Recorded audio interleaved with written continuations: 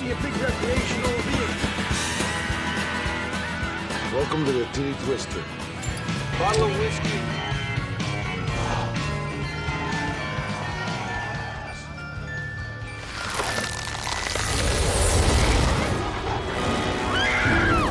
The movie begins with Earl, a cop, arriving at a quiet gas station liquor store combo. He greets the people inside and complains about the heat. Pete, the counter guy, disagrees, mentioning the air conditioning. After some small talk, Earl asks for a drink, hinting at a rough day. They discuss a recent bank robbery that left several law enforcement officers dead. Earl promises justice before excusing himself to the bathroom. Suddenly, two men in suits, Seth and Richie, appear, holding the customers hostage at gunpoint. Seth demands to know if Pete is playing games. Pete, terrified, insists he's following orders and sends Earl to the bathroom to avoid suspicion. Richie, suspicious, accuses Pete of signaling Earl, but Pete denies it. Hearing Earl's footsteps, the two men force everyone to act naturally. Everybody be cool. You be cool. Earl returns, pays for his drink, and heads out, only for Richie to suddenly shoot him in the back of the head. Blood splatters on Pete, who is in shock. Seth, furious, asks Richie why he did it. Richie claims Pete mouthed, "Help us," to Earl, but Pete denies it. Despite this, Richie shoots Pete too. Seth and Richie argue over whether Pete actually mouthed anything. Seth, eager to leave, tells Richie to start the car. With his last bit of strength, Pete grabs a gun and shoots Richie in the hand, triggering a chaotic shootout as bottles shatter. Hiding behind the aisle, Seth dismisses Pete's cries of innocence, saying it doesn't matter now since Pete shot Richie. He gives Pete 2 seconds to live and tells Richie to shoot the bottles behind him on the count of 3, which Richie agrees to with excitement. As Seth counted to 3, the two women hostages fled, screaming. At 3, Richie fired wildly at the bottles behind the counter. Pete tried to rise but failed. Seth tossed a burning tissue at him, engulfing Pete in flames. The men watched grimly as Pete screamed in agony. Suddenly, Pete, still burning, staggered up, firing wildly. Startled, Seth and Richie shot back. Pete collapsed onto an aisle, still on fire, screaming until he died. Unmoved, Seth and Richie watched, and Richie casually grabbed a road map. As they left, Seth erupted, "I told you to get the map and leave." Behind them, the store exploded. Richie insisted Pete had recognized them, especially Seth. Seth, furious, reminded Richie they needed to stay low profile. The scene shifts to their drive through an isolated landscape. Seth pops pills with alcohol, while Richie tends to his wounded hand. They stop at a small hotel. Seth gets a room key, but Richie, unimpressed, asks, "Cable? Waterbed?" Seth shrugs. "It'll do." They drag a woman from the trunk and warn her to stay quiet. Inside, Seth patches up Richie's hand and promises to get some money. Richie sits, eerily staring at the woman. Seth returns with news of a meeting at the border with someone named Carlos to settle their debt. Richie, unhappy with their 30% cut, tries to push Seth for more, but Seth silences him. Seth then gives the woman an ultimatum: stay quiet, obey, and she'll live. After leaving,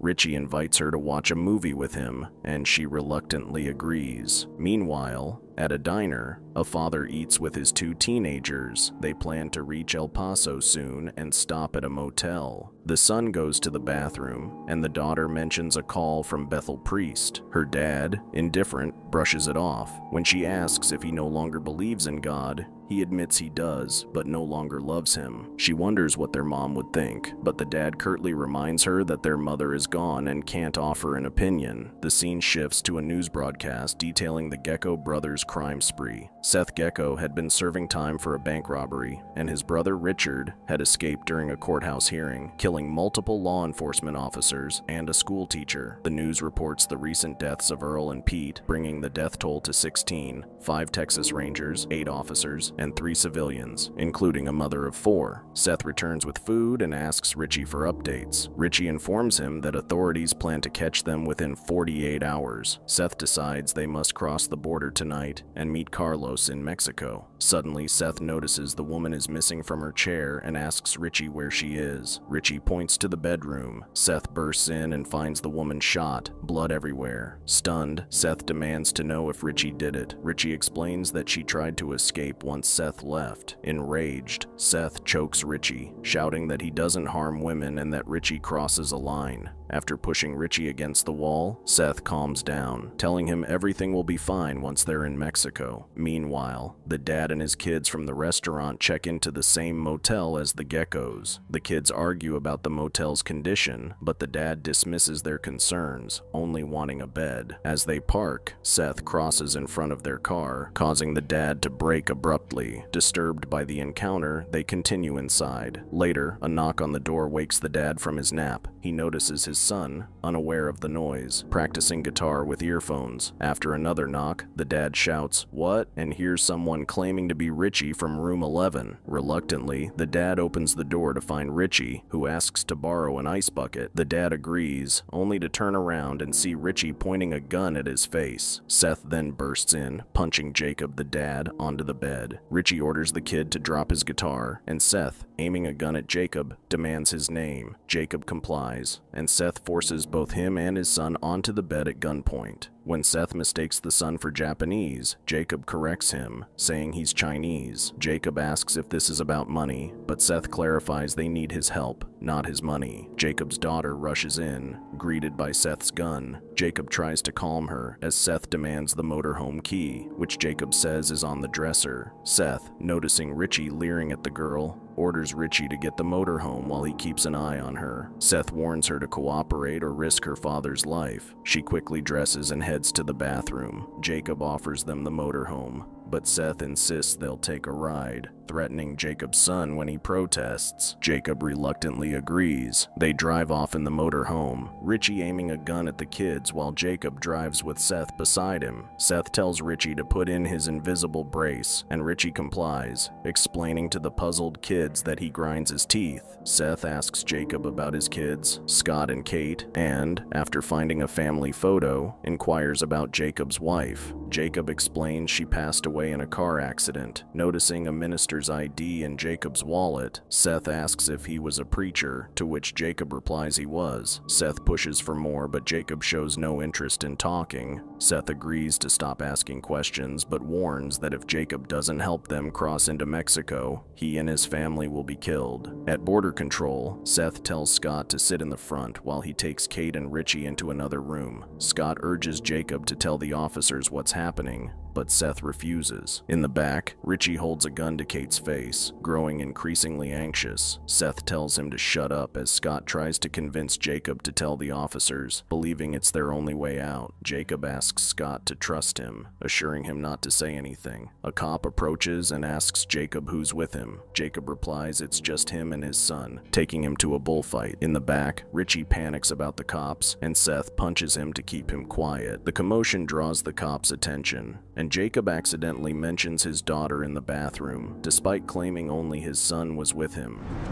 Thought you said it was just you and your son. The cop asks to search the vehicle, knocking on the bathroom door. Kate, sitting on the toilet, says it's occupied. The cop apologizes after opening the door and shuts it. After the close call, Kate glances at Seth, hiding behind the shower curtain with an unconscious Richie. They successfully pass through the patrol and enter Mexico. Seth, feeling more trusting, guides Jacob to a bar called the Titty Twister, which Jacob reluctantly agrees to visit. As they drove into the sunset, Seth woke Richie, who seemed disoriented and didn't remember what happened. Seth lied, saying Richie fainted from pain and hit the bathroom on the way down. While they argued, Jacob announced they'd arrived. The bar was wild, with drunken patrons dancing and an announcer making lewd promises. Seth told everyone to act normal, enter, order a drink, and wait for Carlos without causing trouble. At the gate, the announcer tried to stop them, but Seth beat him up and got inside, throwing extra punches for good measure. Inside, the bar was chaotic with half-naked women dancing,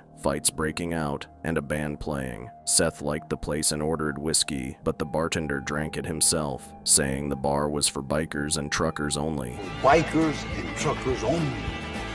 As tension rose, Jacob stepped in, confirming he was a trucker. After checking Jacob's ID, the bartender reluctantly served them. Soon, the bartender introduced the main act, a seductive dancer performing with a snake. Her slow, captivating dance mesmerized everyone, and she focused her attention on Richie, ending her performance with a crowd cheer. Just then, the guard Seth had hit entered with goons, pointing to their table. Seth warned Richie as the thugs approached. A fight broke out, with Richie getting stabbed in his wounded hand. Seth retaliated, shooting the attackers. After taking them down, they warned the crowd to stay seated, only for the guard to laugh from behind. They turned and shot him dead. Meanwhile, the dancer fixated on Richie's bleeding hand, transforming into a monstrous creature. Kate tried to warn Richie, but it was too late. The creature bit his neck. Seth fired, but Richie died in his arms, cursing the creature. As chaos erupted, the men Seth and Richie had beaten transformed into wolf-like aliens, and the bar staff joined in, attacking patrons. Hiding behind a bar stool, Kate defended herself, using her cross to fight off the transformed guard. During the struggle, she dropped the cross into his mouth, causing him to melt, splattering her and Scott with his remains. Amid the mayhem, another man saved Seth and Jacob by ripping out an alien's heart. A survivor stabbed the heart into another creature, killing it instantly. With their group ready for battle, they fought off the remaining monsters. Scott and Kate rushed to the door, but it was locked. Seth approached Richie, lying in a pool of blood, and warned off another guy trying to attack him. Jacob urged Seth to kill Richie, realizing he had turned. Don't be a fool!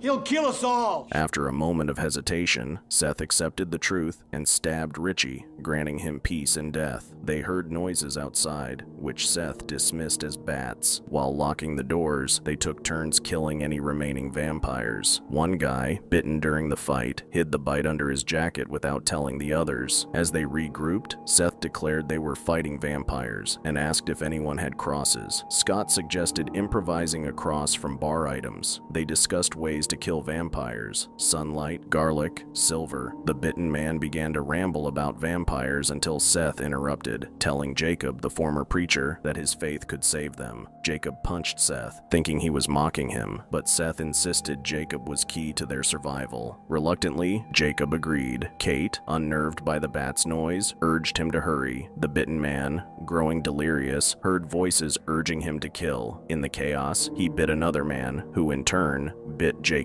In the struggle, the vampire was thrown out the window, letting the bats swarm in. Seth quickly led Kate and Scott to a cave-like area of the bar. Kate wanted to save Jacob, but Seth claimed he was already dead. Jacob, hiding behind the bar, crafted a cross and made his way to Seth and the kids. Admitting he'd been bitten, Jacob promised to help them escape before he turned. In a storage room, they prepared weapons, and Jacob asked them to kill him if he turned. They reluctantly agreed. As the vampires attacked, Jacob led with the cross while Seth and the others fought fiercely. In the battle, Jacob began transforming. Scott, shocked, gasped "Dad" as Jacob bit him. In a panic, Scott splashed holy water on him, partially melting his vampire face before shooting his father. Distraught, Scott's cries drew the vampires to him. Despite Kate's attempts to save him, she was forced to shoot her brother, killing him. With limited bullets, Seth and Kate found themselves surrounded by vampires. Rays of light streaming through holes in the ceiling began to burn the creatures. Realizing this, Seth instructed Kate to shoot at the ceiling to create more holes. She complied, letting more light in, which burned the vampires.